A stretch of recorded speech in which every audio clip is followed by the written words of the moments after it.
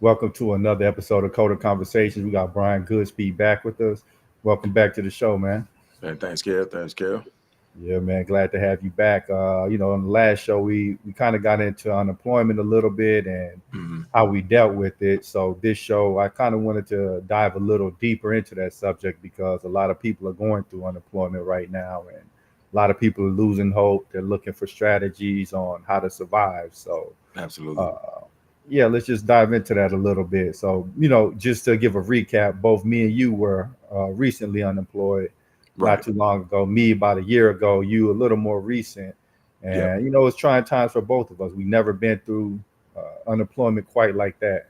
Right. Right. Right. Um, yeah, it was like I said, it was very enlightening. I learned a lot in that moment or in that process. Um, Being laid off to the extent where you're unemployed for a substantial amount of time. A month, I think, is kind of generally the breaking point. Um, what about you? Like, at what point did you feel like, okay, this is starting to get a little stressful or a little strenuous? So, yeah, normally it's like, before it would take like 2 weeks, a month to find a new job. But Hmm. once you start getting in 2 months and not a bunch of recruiters are hitting you back, then it starts dawning on you, hey, maybe this is a little different. Uh, Yeah, yeah. maybe I need to be a little more active. When did it start dawning on you? Um, I think because I was not necessarily prepared because I kind of got blindsided by my layoff. It's not like, sometimes a company will give you like a heads up. I think your company did. My company didn't give me a heads up at all. It was like literally, hey, your position is being consumed by our restructure. So yeah, thanks, but no thanks. You know what I mean? Right. They didn't really give me any type of severance. They didn't give me any type of heads up. Literally, it was like, yeah, so this is this, and good luck. You know what I mean? Right. Um, for me, I think even though I wasn't prepared as far as the actual layoff itself is concerned, I had, a little bit of savings, and so I had something to fall back on, thank God. Um, and I think about a month, maybe 6 weeks, that 4 to 6 weeks range is where I started kind of feeling some pressure to Hmm. really start applying myself to try to secure a new position. Um, that's when, it was kind of like having an aha moment. It didn't get stressful until maybe like month two. Then it started, like I really started feeling anxious about landing my next position. Yeah, absolutely. So, like, were there any telltale signs that, hey, maybe something is not quite right? Like, were there certain discussions had or tone or tenor of the company where a lot of people quitting, or did it just kind of happen out of nowhere? It kind of just happened out of nowhere. Prior to that moment, yes, there were other positions that got consumed, or there was a restructuring process going on. There was financial woes that the company was experiencing, so forth and so on. Everybody got some type of hit during COVID, and trying to build back from that. I think especially a lot of tech companies, they felt the hit, especially to their client base. Clients aren't spending as much money. You're not getting new clients. So yeah, I mean, I think it was an overall process that we had to go through as a company, but I just never thought that me or my position would be affected. Right. So you were actually like pretty high up in the company. You're well integrated. Hmm. You looked up to. Oh yeah. So Yeah, for I was you, that like, guy, man. Yeah, I was the man. And I think that's kind of plays into part of that comfortability. You kind of get complacent, in your position, like, oh yeah, I've been here for so long, or oh yeah, I'm the man around here or the woman around here. Like when you feel like you are valuable, right? Not just to yourself, but to the company, you feel like you're untouchable to a certain degree, right. which is just not the case. You're never untouchable. At the end of the day, you're an employee, and your position and you as a person, you're expendable. Right, and that's something that's really interesting. Like, no matter how good you think you are, no matter how much value you feel you bring to the company, if the circumstances change, then you're out of a job, Yeah. and it may be when you least expect it. Oh yeah. Oh yeah. I can contest to that. It definitely was blindside, man. After I think about, like I said, about 6 weeks to 2 months, when I really start feeling the pressure, money's drying up because the bills don't stop, right? They keep coming in. So once you actually start realizing that these job opportunities aren't as, you know, um, plentiful as you may have assumed the last time you were in the market. Like I said, I was in the market the last time like 5 years prior to my layoff. So a lot can change, especially in the tech market, in 5 years, which it did tremendously. So I wasn't ready. And I think it's very important to maintain a certain level of readiness. Even if you're not in the market, you should be paying attention to the market. Right. Yeah. What about you? Like, did you navigate that process the same way? Like, was it just wildly different from the previous time you were in the job market till when you got your layoff?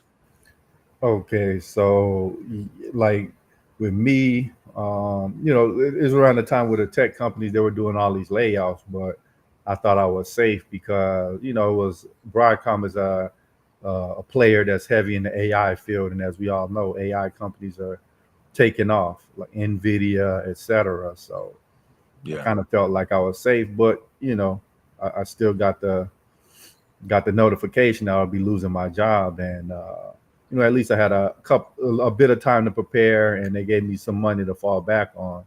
Right. Right. So when you kind of go into unemployment, then is I would say the first month or so is kind of laid back because you got a lot of money, then you got this notion that oh man, it ain't gonna be too hard for me to find another job. So you know, I think I kind of took it easy a little bit, but I use that as an opportunity to start looking into my own business ventures, Okay. like website development, and I think I doubled down on this podcast, but still, none of those ventures were really bringing money, so Right. Right. it's like they didn't even exist. They required money. I was pouring money into it, so. Right, right. Um, So let me ask you this then. Like when you're looking for other streams of income, because obviously mhm, whether you have a job or not, multiple streams of income is important, right? If you want to grow, financially or even just as an individual. I have an entrepreneur spirit and I've always tried to put that at the forefront of my endeavors. Like, so for example, I have a trucking business in addition to, my 9 to 5. Uh, right. but like you just said, you have a certain like thought process and it's hard to, you can spread yourself too thin sometimes. And I Yeah. think sometimes, when you are a big mind and you have all these ideas and thought processes, it's easy to want to do everything all at once. And you're only one person, your resources are limited, like even the trucking business itself, like it has brought on a lot of financial, stress because, Right. again, that's just another thing that you have to attend to and pour money into, like you said. But if you look at it from a venture or a longevity standpoint, and you're not just doing something just to earn a few extra bucks, and you're really trying to build something, that's when I feel like you have the best opportunities to grow. Right. Yeah. So, a lot of people talk about side hustles. I don't really believe in side hustles. I believe in Hmm. side businesses, Hmm. side career. You eventually want to transition to full time, and you're dumping that amount of effort and resources into it. To me, Yeah. side hustles is like I'm kind of playing around with this. If I earn a little Hmm. bit of change, then Yeah. Cool. that's Yeah. okay, but you're not taking it seriously. Whereas, like with the trucking business, you dumped a lot of money, a lot of time. Yeah. Um, It's an investment. yeah, Yeah. exactly. Yeah, it's definitely the difference between a side hustle and an actual business venture. A side hustle, like you said, is more or less just a way to earn a few extra bucks. You can go cut a yard, or you can go, do a side project, build something and sell it, there's a lot of side hustles. I feel like a side hustle mentality is literally like just to earn more cash, where a business venture is to create something that earns or builds upon itself. It's like investing in the Yeah. stock market, right? That's not a side hustle. That's an investment. You're trying to grow or build this portfolio so that it can at some point serve you. I think Brian froze up. Okay, there Oh, you go. We got you back. man, I was just playing a trick on you. Not nah, but I don't know what you didn't hear or what part I froze on, but Just like the last couple of seconds. okay, cool. But yeah, I mean, you get the general idea. Um, like I said, there's a major difference, and I think a lot of people go into businesses assuming that it's a side hustle, right? Or they think that they're building a business, but what they're really doing is just putting money into a side hustle, which I don't think that makes sense. I don't think you should ever put money into a side hustle. A side Right. hustle should only generate cash flow. It shouldn't cost you anything but your time, where Right. a business is going to cost you more than just your time. It's going to also cost financial resources as well. But you're investing that in the forefront to be able to build something long term that will, like I said before, will end up serving you. So like you're building a machine, and once that machine actually starts running on its own, now it's, for the lack of better words, it's like printing money, right? Right. Yeah. Yeah. I think the important thing about starting a business too is that it takes time. So you're Yes. not just gonna open the doors and millions of dollars are gonna start flowing in. Man, who you telling, man? Um, So I can definitely contest to that. Like, I'm going on my third year running this trucking business, and it's still an uphill battle. Like, I feel like I'm starting to come to the top of the peak where I'm gonna start coasting a little bit more. But man, it's been rough, and I think that it's been several times where I thought, you know what, man, this is for the birds. I'm not making no money. This is that. But my expectations had to shift. I had to yeah. really change my thought process about this just being a cash cow, and actually understanding that this is something that you have to build. It's not gonna just, you start a business and you're just gonna start raking in the dough, right? Like, it's not Yeah. a get rich quick, scheme. It's literally something that you have to really put your boots to the ground and start working. You don't get an opportunity to just kick back, and be an executive instantly.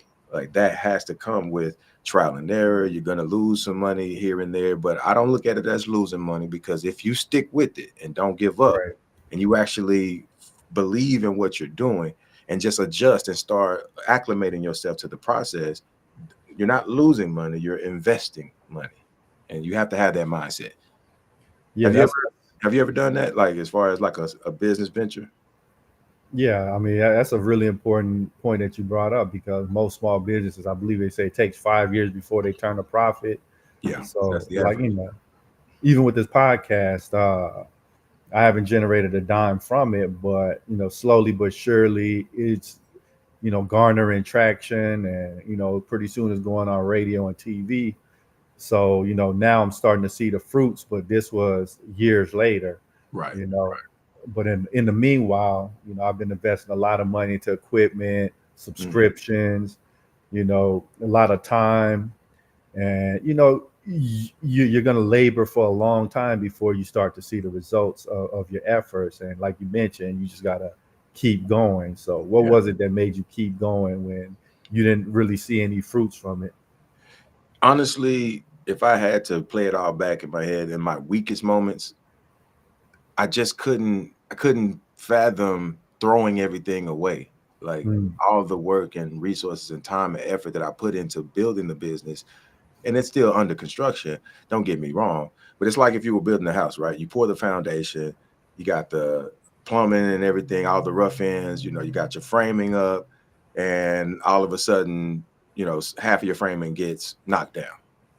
Okay, at that point, you still have a foundation. Like, you still have something to work with. And right, yes, it might be devastating that, man, I lost this and it's not looking good, but you can rebuild. You can continue to build. Like, you can always continue. Now, obviously, if your funds dry up, and it may require some, for the lack of better words, like some out of the box thinking to how to solve this problem. But it just depends on your tenacity. How much do you really want this? Your why has to be stronger than your effort. Like you have to want what you want. Your reason for doing it has to be stronger than just the fact that you're doing it. So that's what helped me stay in. Is just I just couldn't see myself tearing everything down and turning my back and just walking away. There was still something to work with. I could still build this thing. I could still continue. And I'm glad I did. There was, like I said, there was several moments where I was so low and I was just like, man, this is, this is just not good. I don't even know why I'm doing this. Like I lost my way, but Right. I found myself again in that process. Yeah, that's that's really encouraging to hear that you stuck with it, because I think ultimately you have to find a reason bigger than just getting money, Money, yeah. especially immediate money. There Hmm. has to be something deeper than that that keeps you going, because otherwise, when you're going years and years and years and you're not seeing any real fruit, like you're not seeing any returns on that investment, Right, then you start thinking about, hey, maybe I need to give this up. right. But that's kind of like when you're on the verge of success. That's when, like, if you just keep going a little longer, Hmm. then the gates are gonna open. Have you ever heard that? I think I forgot the exact saying, but basically it's like you're a foot away from gold or a foot away from diamond. Yeah. Basically, there's a picture where a guy is, you know, he's chipping away, been chipping away. He done invested all this money into this equipment because he just knows that he's gonna find, diamond. And if he would have just chipped one more foot, of digging, he would have found diamond. But he decided to give up because he hadn't found anything up to that point. But Yep. so for me, it's like I just always believe that I'm here for a reason, right? Like Mm. I'm doing this for a reason, and I have to continue to strengthen myself with that focus. Like Right. you're not here for nothing. You're here for a reason. Continue to follow your dream. Continue to follow your path, and don't just never give up. Never give up. Exactly. As cliche as that may sound, it's true, Yeah, because absolutely. you got to keep going. And especially in unemployment, I know that was really challenging, because a lot of money was going out, but money Hmm. necessarily wasn't coming in. So, Exactly. when And you don't put forget the fact that I still was paying for, you know, funneling money into this trucking business too. yeah, So I was in a very different position than the average person who's laid off, right? So right, I'm having to support not just my household and just making sure the bills are paid, but I'm also having to manage and funnel money into this, trucking business too. So I had it double time, man. It was yeah, rough. It was rough. yeah, yeah. In those moments, like, how did you keep from just getting completely discouraged? I think that, like, not alluding to my previous statement, but I knew I had more. Like I got kids Mm, to take care of, I got a family. So I think again, my why was just stronger than what I was going through. mm, Um, I didn't have an option, giving up or, like for the lack of better words, like just throwing in the towel. Like that wasn't an option. Like right, you have to set yourself up in a position to where losing is not an option. And if losing is not an option, there's no other choice but to win. right, Now, how you win might be different than what you anticipated or what you expected. When like I said, the money is drying up, well, then you need to get creative. You yeah, got to figure out a way to get some money in, and that's when freelancing became a thought process for me more heavily. Which we really need to wrap on that. I think yeah, that as you start leveraging your skill set, if you're in the industry already, instead of trying to find a side hustle that doesn't kind of tap into what you're already great at, utilize your skill set, utilize what you're already great at, and try to find a way to leverage what you already have to get what you need or get what you want.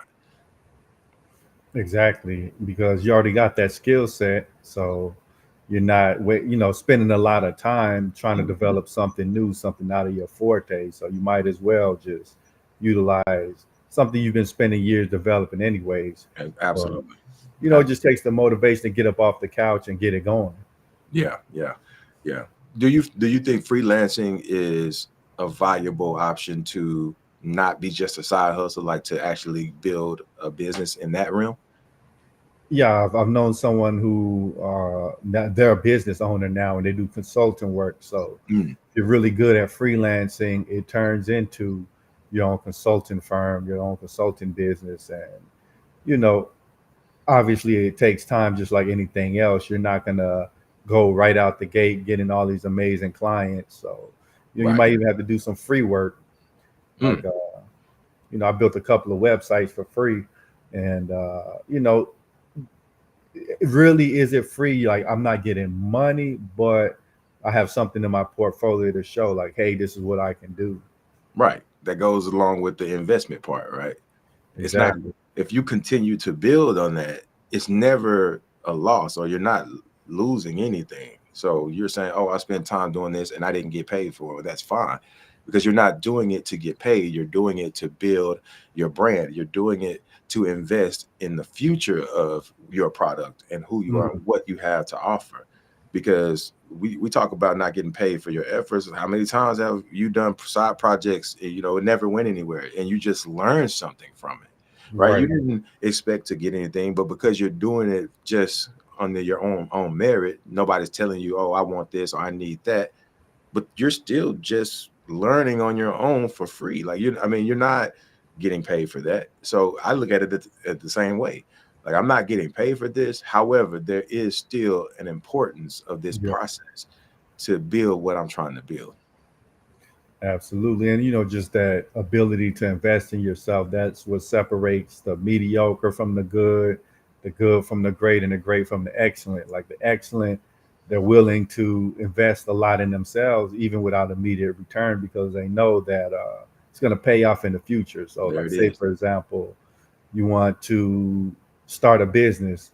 Um, you want to be excellent, so you're buying books, you're reaching out to mentors, and even spending money with them to get the coaching you need. Like, you're Right. putting money in yourself so that you'll have the best skills. And I think people just have to be willing to invest in themselves more. Yeah. And I think you mentioned something there, and I've always struggled with this aspect of the coaching and like buying Mm, courses and things like that. I've always had a weird feeling about that, and I don't know why, but I'm mm, always thinking to myself, like, okay, I'm gonna pay this person to teach me something, but they learned it from somewhere. right. So why don't I just go to the source? The problem is, and what I was Mm, overlooking is that the source is out there. Like, you can learn all this stuff, but the time and effort that it yep. takes to be able to find all the relevant pieces, 'cause you don't have to filter and sift through all of the, rigmarole, or, the noise or the fluff. It's just being able to provide, or to be able to consume this content and say, okay, I know everything I need to know that's important, and I can Mm, put all the other stuff to the side. You just saved yourself what, year, 2 years of right. having to go through that process on your own. And I was a very stubborn person when it came to learning. Like, I was like, I can learn this on my own. I don't need no guru Mm, or a self-proclaimed guru to teach me or tell me, especially if I got to pay them for it. I can just go find it for free. But you're not paying them for the information more or less than you're paying them for their experience. They've already done what you're trying to do. And so being able to tap into somebody who has already done what you want to do, that's fast tracking your way. So you're paying for the experience, not the actual content itself. Yeah, exactly. You mentioned a great point. As coders, we're self learners, so we could probably go on the internet, find some documentation, Mhm, sift through the documentation and eventually learn it ourselves. But mhm, the problem is that, like you mentioned, it's incredibly time consuming. mhm. And if this guy over here, he's an expert in the field and he can just give us the information we need directly, so that we're saving weeks of time. How much money can we generate in those weeks that we're not spending trying to scour these free resources? Free isn't always free, because like you say, it costs time. So Right. Which is one of the most, well, if not the most valuable resource on the planet. And it's right. funny you say that, because when you're thinking about investing, the investment mindset isn't how much it costs, it's how much it's going to make me. It Mm, don't matter how much it costs if how much it makes is greater than the original cost. So you spend, let's just say you spend $1,000 on a course training, but then from that training you earn $5,000. Well, yeah, that in the initial thought process of, man, that's expensive, but it don't matter. It don't matter if it was 10,000, if it was $10,000 course or a $10,000 training, and you make 50,000 because of that. The 10,000 is irrelevant. Like yeah, it doesn't matter in the grand scheme of things. And when you're freelancing or when you're trying to build, another stream of income, especially to be able to safeguard yourself against like, unexpected layoffs or, just whatever the situation may be, you just never know when you'll need something else to support you and your family. Like having that before it actually, it's like insurance, right? You don't get insurance after you have a wreck. You got to right. have, at the moment. So you have that in place. You build that to be your safety net, to be your insurance. And a lot of people just don't do that. I'm curious, in the audience, like how many of you have actually built or tried to build a business in addition to your regular 9 to 5, your income? I would be interested in seeing. Let me know. Yeah, absolutely. Just send us a email, or if you're watching live, just type it in the comment. But yeah, it takes a while to start a business and for it to be profitable. So that's why it's important to start now, especially while you have a job. Get it going while you have income coming in and you're not under pressure. Yeah. So when you do lose your job, then you have this to fall back on, and you might be able to go into that full time.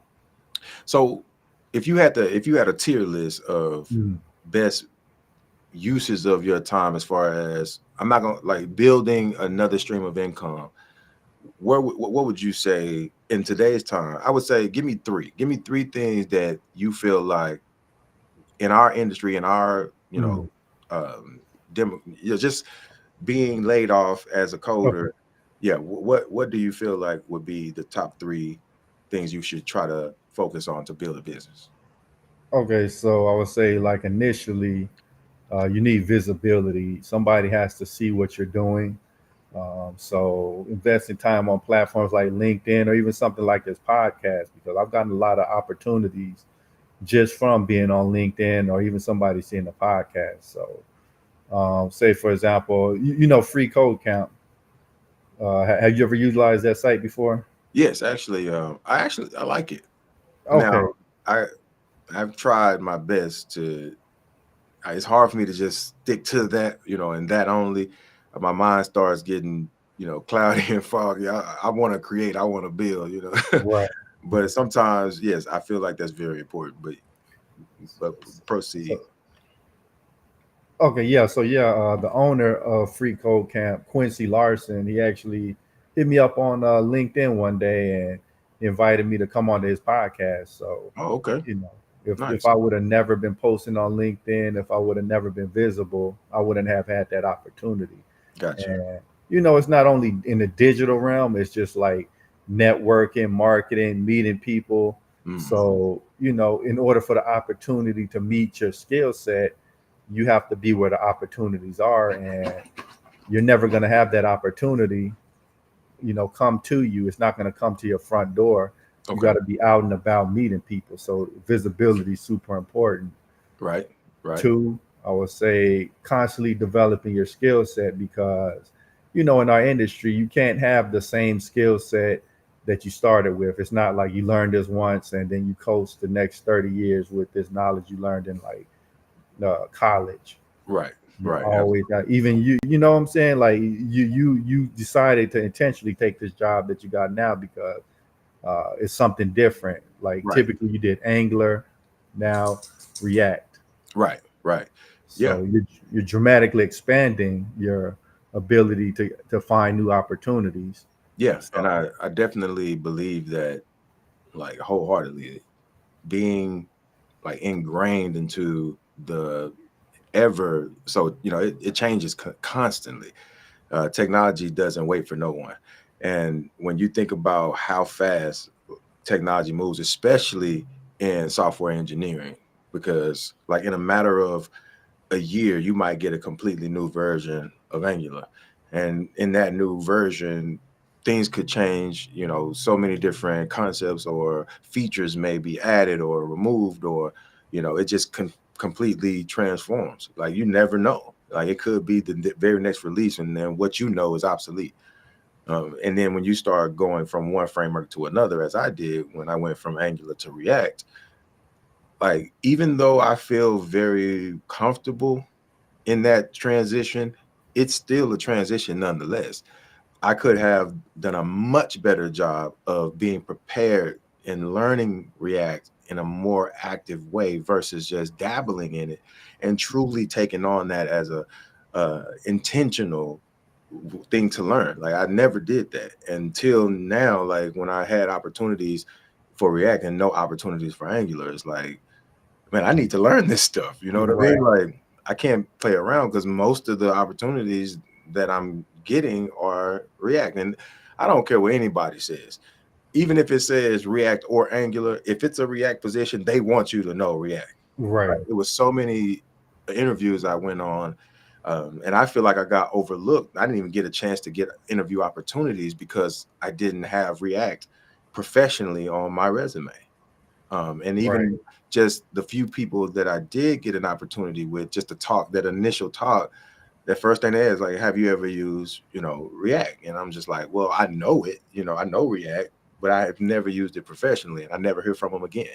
So even though they say React or Angular, or basically anybody who, any JavaScript framework, you know, if you, I want you to have experience with something, whatever the actual requirement is, that's what they want you to know. And so if you can go in there and actually expand your resume by searching for these opportunities, I didn't have to stay or wait until I needed a job to try to find these other opportunities. Yeah. I could have actively searched for new opportunities, like without being under the, you know, pressure of a layoff or trying to, you know, demand a new position because I need to feed my family. You know what I mean? Because Yeah. once you're in that position, you get slow. It's kind of too late. You know, it's too late. It's Yeah. too late to try to say, "Oh no, I do know this. Just give me a chance," because you're not going to even get the interview. Right. Yeah. But That's it. Oh, go ahead. no, I was just gonna say, but to what you were saying, continuing to hone your skills is super important. It's super important. You transitioned into from Angular to React too, didn't you? Yeah, I did React for a little while at AT&T, Okay. and this current job is Angular, but I'm doing a lot more stuff like DevOps now. So, Okay. I'm Okay. still, Ooh, still, DevOps, huh? yeah, How is not that? like super hardcore, but Right. kind of looking at the infrastructure, how to set up the CI/CD pipeline, things of that nature, Gotcha. and Is that it's something that great. you wanted to learn, or you just Yeah, kind yeah. of took it on just because it was just part of, you know, part of your job? Oh yeah, it's something I wanted to learn because even me looking at a lot of these job listings, they're starting to ask for like DevOps type of experience, whether it's Azure or Jenkins, Yeah, and you know AWS, all that stuff. just different DevOps implements that they're looking for you to have Kubernetes, Docker. Yeah, So you know you have to have some level of foresight. yeah, yeah. So Absolutely. Just being a developer isn't good enough anymore. yeah, exactly. Yeah. Back in the day when we first started, man, you know, you were a developer, you low key a rock star, you know, like, Yeah.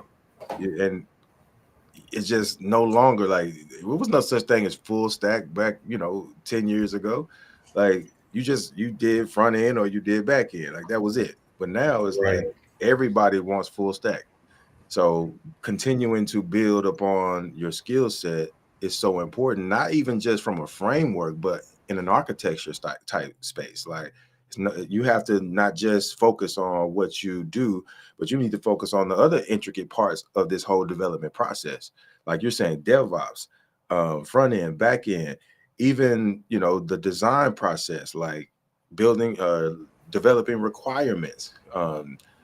A part that a lot of people don't even really look into, but even code reviewing and code structure and being efficient and creating standard operating procedures. Like a lot of that stuff is becoming one position. Like there's no separation anymore. Like that's becoming a thing of the past, and they want one person to do it all. Exactly. And do you really want to do all everything? No, but that's what the requirements are asking. So you have to Mhm. be able to match them requirements. And Yeah. that kind of makes me go into my final point about that. The question you asked me is just mindset shift. Like you Mhm. have to not think of yourself as JavaScript developer, right, or Angular developer. You're like an architect or a carpenter, and JavaScript is one of your tools. But you know, if that tool doesn't handle the job that you're being asked to do, you're able to go get the appropriate tool and learn it and accomplish the job. So it's all about being someone who can deliver the desired end result. Because Yeah. if you're just a quote unquote in your mind a JavaScript developer, that's the only kind of job you can get. And when there's no more JavaScript jobs, then you're done for. Right. You Right. know. Yeah. So I had to actually. I've learned quite a few other technologies or code. Uh, languages in my career, like not just front end or JavaScript, but I've also had to dabble in Java. I've had to dabble in a C#. I've had to dabble in Swift, and so for example, with app development, like creating, even though I might be using something like native script or something like Flutter to build the UI, when you're trying to build plugins and interfaces with the actual hardware of the devices, then you have to get into the native code, right? And so Kotlin and Java on the Android side, but then also Swift and C on the iOS side. So a lot of that, or Objective C, I should say, but a lot of that comes from just being in positions where that became a requirement, not because that what my job description said, or that's what I came into this position assuming that I would be taking on. This just it just happened, and I stepped up to the plate and said, you know what, I can do it. You yep. know, and sometimes it's just that, like you said, just shifting your mindset away from what you think you can do versus what you want to accomplish, because that will grow you as an individual. So now that's very important. So yeah, I think some of the major points are like one is you have to have some foresight and start developing skills ahead of time. Like what are the important skills of the future? Okay, this technology is really emerging, so I'm gonna learn this before it really gets popping. So I'll already be ready. Right. And two, having like something to fall back on, like a business, like you mentioned. And it's important to have this done ahead of time, because if it catches you off guard, that's when you fall into these situations of desperation, and Right. you might end up taking a lot less than you're worth just to make ends meet. Yeah. No, you tell me. know that's, Yeah. that's something we both went through. Like we Yeah. were making significantly more at our previous jobs, but just because the market was so bad, we had Yeah. to take less compensation. Right. Which that also leans into the other part that I was talking about when I was saying that you don't have to wait until you need a job to look into other opportunities. And sometimes it's just to keep your tools sharp, just to keep you ready for the market. Because let's say, and I'll be honest, every move that I've made while I already had a job, I've always gone up. It's Yeah, only when I try to find a position when I'm not employed that I have to take a step back, or it's linear, right? And to elevate in this industry, and I think it's probably synonymous with any industry, is to go to a new company, but not when you're in desperation mode, like you said, but when you're just fine. Like, because then you can come to the table and be like, I don't need this job. I'm just trying to see if I can be of value to you, and you could be of value to me. And if it, if it aligns properly, okay, we got action. But I don't need this. And so you can go in and kind of be, a little a little arrogant a little bit. You come in there and hey, y'all looking for me. Here I go. You know what I mean? Hey, you yeah. looking for me? Here I am. Now, are you really looking for me? Show me. what you talking about? Let's talk Right. about benefits. Let's talk about compensation. But when you're in desperation mode, you're like, hey man, I need y'all. Please hire Right. me. Yeah. I need this job, man. I got to put some food on the table. Right. Nah, man, it's definitely a power play. It's a power shift. So if I would always say, continue to look for opportunities, even if you're not looking for an opportunity, because in that process, you may find something better, right? Or you just stay with your ears to the ground of what's actually changing and what people are looking for. What's the the top dog in requirements for a new position and what you already are doing, or the next step up. You may be a regular developer. Well, what does it take to be a lead? What does it take to be an architect? What does it take to be a project manager? Or what are they looking for? How can I take my skills that I'm already proficient at and build upon that to advance myself in this industry? Yeah, that's a great point. You got to work on your employability before you're Mhm. unemployed. Yeah, Number yeah, one. And every society in the world prior to more modern societies, they've always stored up food. They've had a huge reserve because they know, okay, times of famine are coming. But we've been pretty blessed to not really have to go through any long period of trial and tribulation. This most recent stint of layoffs. This is the closest thing we faced to probably like a well, they had the one in early 2000s, but mhm, for us, right, we haven't really had a terrible economic climate. But now that we're getting a taste of it, it's like the world hasn't changed. There's still periods of famine, so you have to prepare. You have to have something stored up. right, absolutely, absolutely. And that's it's kind of back what we were talking about before, where you're preparing yourself for what may happen. But even if you don't look at it like that, it just does so much for you as a developer to build upon your skill set, like you said. Like, it's not just for an insurance policy if something goes wrong, right? Because you can actually be intentional with that building process and target certain technologies or target certain things that the market is looking for, like you said, to be more employable, not necessarily to land a new job, but just for your own benefit. Because that might even lend itself well to a business venture or freelancing or something else that you may be able to take on that has nothing to do with a job, right? Right. Yeah, And man. so to kind of draw it back to the topic of the show, how you maintain hope during periods of unemployment is, I think the big thing is realizing that it's not necessarily you that's the problem. It Mhm. can be, but a lot of times it's not. Like in our case, it wasn't. It's the market. So Right, we had the skill set, but we just had to dig deeper for the opportunity. So a lot of you've been employed and done a great job at whatever it is you're doing. You just have to dig deeper for those opportunities because right. they might be less, and you're gonna have to be creative. Right. Absolutely. Absolutely. And in those times, nobody wants or expects to be in a position where they're in desperation mode, right? And I don't even want to say desperation mode, Yeah. because the very first day that you experience job loss for whatever reason, your mode shouldn't shift from one thing to another. From day one, you should be on it. You should be Mhm. ready to Yeah. get back at it. And I know a lot of us take a break. I did. I took Yeah. about a month break. I Yeah. wasn't trying at all because I felt confident, and it was a false sense of confidence. But if I should have from day one been, I'm talking, trying my hardest, right? Like, to get back into the swing of things, because there's a ramp up period, right? Like, Yeah. you don't it takes about a week or 2 to just get acclimated to the, job search process. Like, you literally have to start putting in apps. You have to start searching. You like there's a process. You gotta start looking at LinkedIn and start looking at all these job sites. You have a lot to do.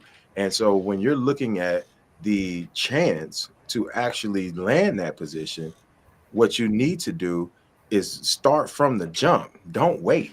Yeah. Don't look at it as a chance like, okay, well, it's going to be easy, or I can do it next week, or I'll get to it. Let me Yeah.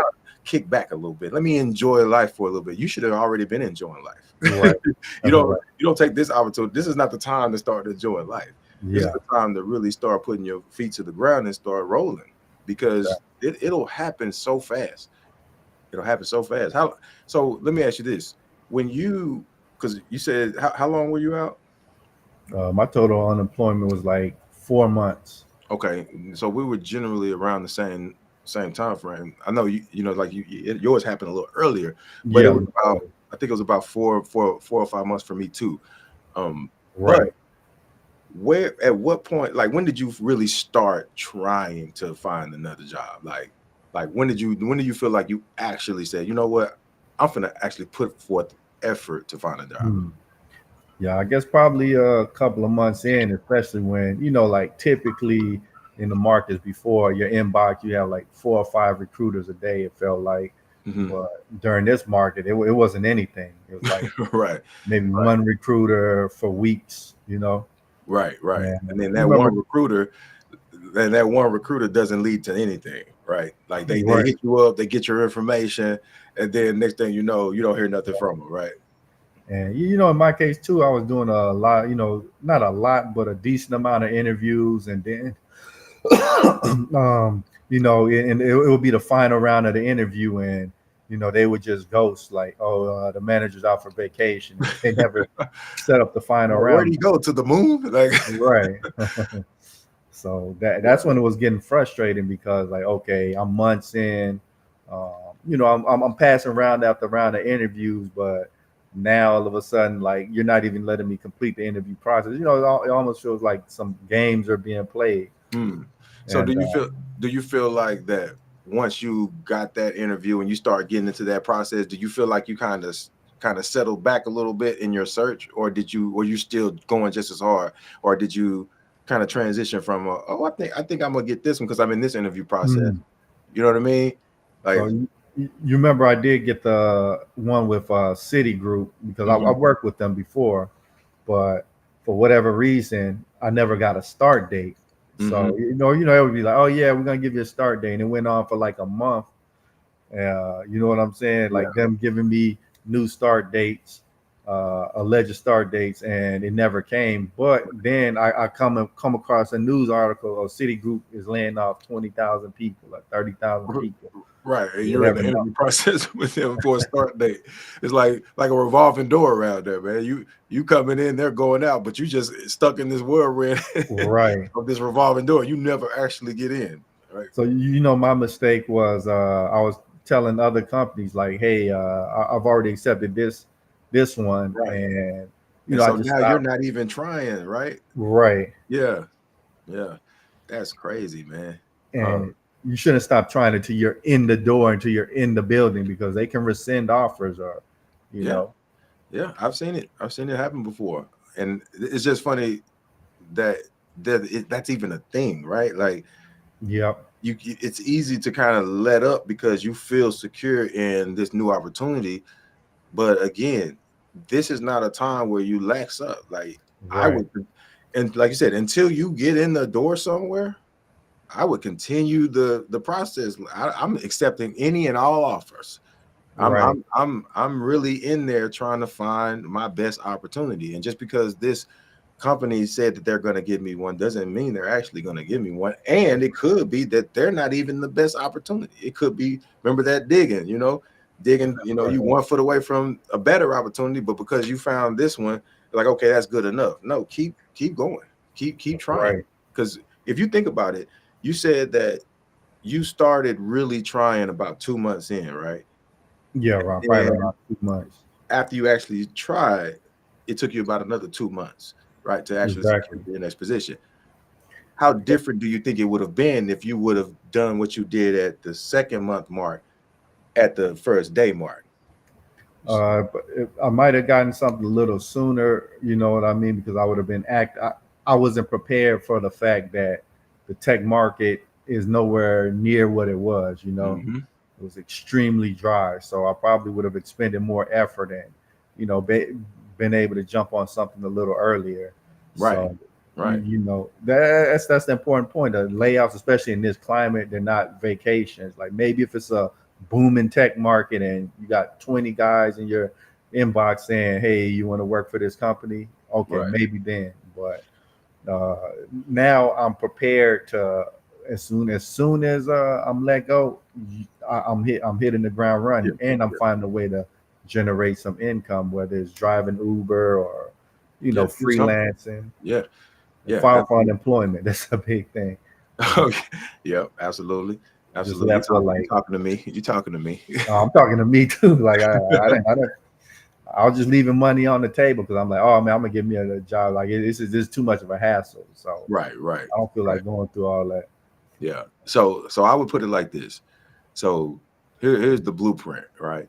Like when you're when you lose your job for whatever reason, the first thing that you need to do is get back into the search immediately, right? Start applying, update your, keep your get your resume right. They got tools out there. AI is, we talked about that briefly, but you got AI tools out there that'll get your resume right. You have resources out there that'll help you get back acclimated, and you don't have to wait. As a matter of fact, you shouldn't wait. Get acclimated back to the job search process and start applying from day one. Start linking. Don't wait till recruiters hit you up. Yeah, Start actually looking for recruiters. Start looking for opportunities to get help with this job search, because they already have the jobs on the table. They just trying to match it up with the right person, which could be you, and they may not have came across your profile, or you may not be active on that particular platform. So get out there and start connecting, start marketing yourself. Get active, get active. yeah, yeah. That point about getting active is extremely important. You have to be proactive. You can't be reactive. Like, Absolutely. in the older markets where it was great, we were more reactive. We were just waiting for people to bring the opportunity to our door. Oh But yeah. you know, Yeah. now it's like you have to go get it. You have to force the issue. You have to go talk to people. You have to Mhm. put your resume in everywhere. Like you can't sit and wait because it's not gonna come to you. Yeah, yeah. And when you start looking at these jobs, also don't limit your search to just your own specific skill set, right? Like open your search up. Start looking for other things, because even if you don't necessarily fit the job description exactly, you can still land an opportunity, because some companies are okay if you don't have everything, right? And the worst thing that they can do is just not reach out to you, which a lot of them are going to do that anyway. So you're not Right. losing anything by applying and trying to get into a position that you may not be 100% matched up for. I wasn't Right. 100% matched up for the position that I'm in now, but I got it though, because I tell people all the time, just give me the chance to prove to you that I'm the guy, right? If I just get in front of you, if I just get the opportunity to show you what I have to offer, I guarantee you will align, because I'm just that positive about my ability to learn and to grow and to be whatever it is that I need to be for the position that I'm trying to be in.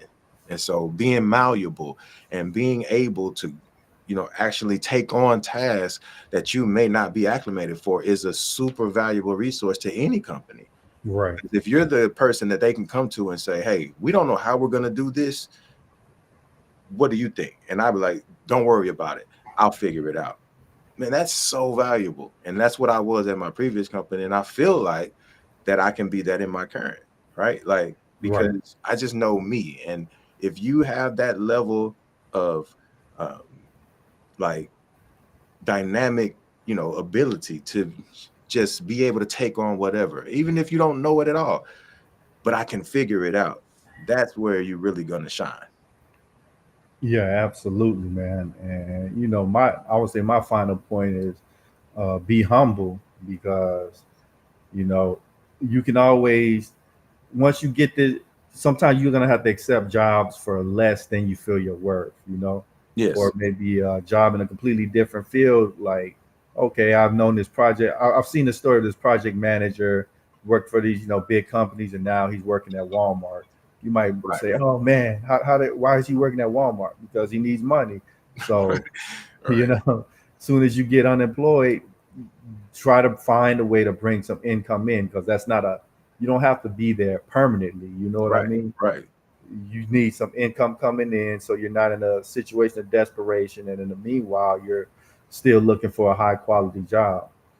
Yeah. So, Yeah. you know, That's mm, that's a great point. In the beginning of my search, once I actually started, feeling the pressure, I think I started feeling the pressure, like I said, about six weeks in or so. And originally, when I first started the process, I was very, like highbrow, like, oh, that's beneath me, or nah, I can do better than that, or no, I'm not yeah, even gonna apply for this because they're not offering enough, or whatever the case may be. And like you said, just because you go there don't mean you have to stay there. And something is better than nothing. And yeah, when it comes, and I'm gonna be honest, and I would be interested in how the audience feels about this, because I very much so have learned that companies don't value you as a person, they value you as a resource. You're yeah, an end to a means. And so they're not loyal to you. So why would you take it upon yourself unless you have like a very strong interest in the company? So for example, if you have, stock in the company or something where you feel like you're actually a part of it, like if I get a better opportunity in a week, I'm gone. Like, because at any moment, if you decide that I'm no longer valuable to you, I'm gone. What's right, the difference? Why should I, limit myself to my opportunities to be loyal to a company that's not loyal to me? You don't care about my family. You don't care about, what I have going on and how detrimental this is going to be to me and everybody else that's connected to me. So at the end of the day, why should I care about me being gone or leaving? Because I guess what? Just like you hired me, you'll hire somebody else. This is literally a spot to fill. This isn't, you right, don't, you know what I mean? You get what I'm saying? Like, do you yeah. feel any type of like connection, or have you ever felt like a strong connection or loyalty to a company? Initially I did, because like, oh yeah, they gave me the opportunity, they brought me on, Mhm. so I'm at least give them a year of good work. So, but as you think about the name, human resource, that's the name of the department. So Mhm. you're a resource. The Yeah. minute that you're no longer bringing the value to the company that they think you should be bringing, you're out the door, and Yeah. you're not even an afterthought. You know what I mean? Yeah. Like, Yeah. I'm sure my nobody. previous company not thinking about me no more. And as Right, much as I did for them, as much as I brought, value to that company, they're using still products that I created to this day. right, Right? They're right. still utilizing them. So I know that what I provided was valuable, but it's not me that they were valuing. It's the product, it's what I created that they value. They feel like, hey, I can get anybody to create this. Whether you feel Right. that way or not, that's how they feel. Exactly. Their company will probably live on. They'll find somebody to fill the spot. Like, hey, they may Mhm. have to pay a lot more money. Be like, oh, we shouldn't have let him go. He was willing to work for cheaper. But they'll keep going. And Hey, real quick. It's another piece to that too, right? That point you just made. You say, yeah, we shouldn't have got rid of him right, because he blah blah blah, bro. I don't think you really think about this, and I know I just did when you said that. They would even take a worse product, right? yeah, Because initially you might think, oh yeah, we can get this from anybody, but then you realize, oh no, that guy was special. Like, we're not getting the same productivity out of these new resources or this new resource that we were getting out of that one. What he could do was above and beyond what this one could do, right? And now you might even be paying this person less, but it takes them longer to do what I was doing. So yeah, you're actually paying more because you're not getting the efficiency. right, And companies do this all the time, and they think that they're getting a deal, like, oh, well, I'm paying this guy one thing and I can pay, this other person less, but yeah, that's going to take them twice as long to do what I'm doing. So you're literally paying more, right? But you nah, know, I a was lot of thinking about that. a lot of them are not technicians, so they kind of look at coders as interchangeable sprockets. Like you got different levels. Okay, you got the junior sprocket, the senior sprocket, the lead sprocket, and they kind of feel like all the ones in these tiers, they're pretty much the same level. So you get Right. rid of this one, bring this one in, and Right. it's good to go. But it's not like that. No, it's definitely not plug and play. Definitely not plug and play, man. I've met a lot of different developers in my career, and we're definitely not all created equal. And it's not to say that one person doesn't know the technology. It's like art, right? Everybody isn't an artist, and you can't say that, oh, this artist is better than this artist, because at the end of the day, it just depends on, it's all subjective, right? But with coding, yes, we're all using the same tool, but how we put this code together, how we structure this code, the way that it's art, right? And so, no, we're not all created equal. Yes, we might get the same end product, but the way we get there Right. could be totally different, right? Exactly. Well, yeah, man, we're at the top of the hour, man. That hour flew by. Oh man. Oh yeah, I think it's it definitely a good did. place to end it, man. Did you want to lead the audience with anything? Like I said, I just really want everybody to start thinking beyond just where you are today and start thinking about where you want to be. Hone in on that, be a product of that, and be intentional. Yeah, I definitely agree with everything you said, and on top of that, be proactive, not reactive, and be humble. You just need to get money coming back in, and once you're back in the game, then you can start negotiating for something better. Absolutely. On that note, hey man, appreciate you coming through, man. It was a No, great it's a show. pleasure. Yes, sir. Yes, sir. Thank you everybody for tuning in. We'll catch y'all next time.